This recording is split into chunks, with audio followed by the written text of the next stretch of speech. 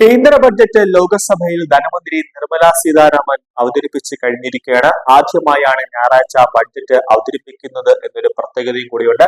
നിർമ്മലയുടെ 9ാമത് budget അവതരണമാണ് ഇത്തവണ കഴിഞ്ഞത്. തുടർച്ചയായി ഏറ്റവും കൂടുതൽ തവണ ബഡ്ജറ്റ് അവതരിപ്പിച്ച ധനമന്ത്രി എന്ന നേട്ടവും നിർമ്മലയ്ക്കുണ്ട്.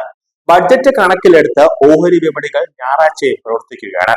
പതിവിൽ നിന്ന് വ്യത്യസ്തമായി വലിയ പരിഷ്കാരങ്ങൾ ഇത്തവണ ബഡ്ജറ്റിൽ ഉണ്ടായി.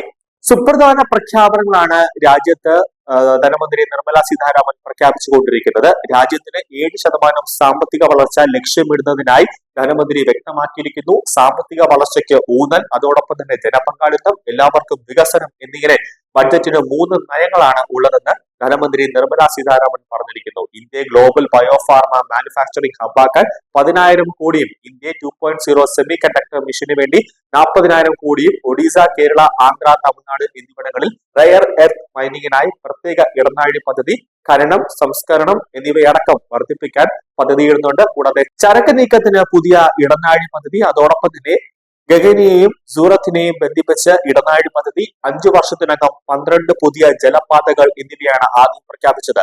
തേങ്ങ കർഷകർക്ക് പ്രോത്സാഹനമായിട്ട് കോക്കനട്ട് പ്രൊമോഷൻ സ്കീം പ്രഖ്യാപിച്ചിട്ടുണ്ട്. 1 കോടിയോളം കർഷകർക്ക് ഇത് ഗുണമാകുമെന്ന കാര്യത്തിൽ സംശയമില്ല.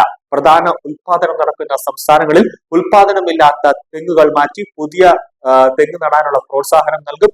ഇന്ത്യൻ കശുവണ്ടിയും തേങ്ങയും ആഗോള നിലവാരത്തിലേക്ക് ഉയർത്താനുള്ള ഒരു നീക്കം കേന്ദ്ര സർക്കാരിന്റെ ഭാഗത്തു നിന്നുമുണ്ടാകും. വമ്പൻ പ്രഖ്യാപനത്തിൽ ഓഹരി വിപണി ഇപ്പോൾ കുതിച്ചുയരുകയാണ്.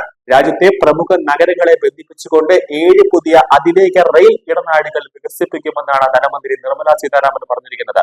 2026-27 കേന്ദ്ര ബഡ്ജറ്റ് അവതരിപ്പിക്കുകയാണ്. യാത്രാക്ലേശം കുറയ്ക്കാനും സാമ്പത്തിക വളർച്ച വേഗത്തിലാക്കാനും ലക്ഷ്യമിട്ടുള്ള ഈ ബൃഹത് പദ്ധതി മന്ത്രി പ്രഖ്യാപിച്ചത്. മുംബൈ പൂനെ, ഹൈദരാബാദ് പൂനെ, ഹൈദരാബാദ് ബംഗളൂർ, ചെന്നൈ ബംഗളൂർ, ഡൽഹി വാരണാസി, വാരണാസി സിലിഗുരു എന്നിവയാണ് പ്രഖ്യാപിക്കപ്പെട്ട 7 ഇടനാഴികൾ പ്രധാനപ്പെട്ടത്. ഈ അതിവേഗ ഇടനാഴികൾ കേവലം യാത്രാ സൗകര്യം മാത്രമല്ല, രാജ്യത്തിന്റെ സാമ്പത്തിക വളർച്ചയെ ഉത്തേജിപ്പിക്കുന്ന ഒരു ഗ്രോത്ത് കണക്ടിവിറ്റികളുമായി പ്രവർത്തിക്കുമെന്നാണ് ധനമന്ത്രി പറഞ്ഞിരിക്കുന്നത്. പരിസ്ഥിതി സൗഹൃദവും സുസ്ഥിരവുമായ ഗതാഗത സംവിധാനങ്ങൾ പ്രോത്സാഹിപ്പിക്കുക എന്നതാണ് ഇതിലൂടെ സർക്കാർ ലക്ഷ്യമിടുന്നത്. നഗരങ്ങൾ തമ്മിലുള്ള ദൂരം അത് മണിക്കൂറുകൾക്കുള്ളിലേക്ക് ചുരുങ്ങുന്നതോടെ വിനോദസഞ്ചാരം, അതോടൊപ്പം തന്നെ വ്യാപാര മേഖലകളിൽ വലിയ കുതിച്ചുചാട്ടം ഉണ്ടാകുമെന്നാണ് പ്രതീക്ഷിക്കുന്നത്. കൂടാതെ എയിംസ് മാതൃകയിൽ രാജ്യത്ത് ആയുർവേദ രംഗത്ത് 3 IIA കൂടി നടപ്പിലാക്കാൻ ഒരു നീക്കം നടക്കുന്നുണ്ട്. കൂടാതെ കർഷകർക്കായി ആർട്ടിഫിഷ്യൽ രീതിയിലുള്ള ഒരു പ്രഖ്യാപനം കൂടെ നടത്തിയിട്ടുണ്ട്. കൂടാതെ നികുതി നിയമങ്ങൾ വലിയ രീതിയിൽ പരിഷ്കരിച്ചിരിക്കുന്നു എന്നതാണ് മറ്റൊരു പ്രധാനപ്പെട്ട കാര്യം. ഏപ്രിൽ 1 മുതൽ പുതിയ ആദായ നികുതി നിയമങ്ങൾ പ്രാബല്യത്തിൽ വരുന്നു. ജൂലൈ 31 വരെ റിട്ടേണുകൾ സമർപ്പിക്കാനുള്ള ഒരു തീയതിയും നീട്ടിയിട്ടുണ്ട്.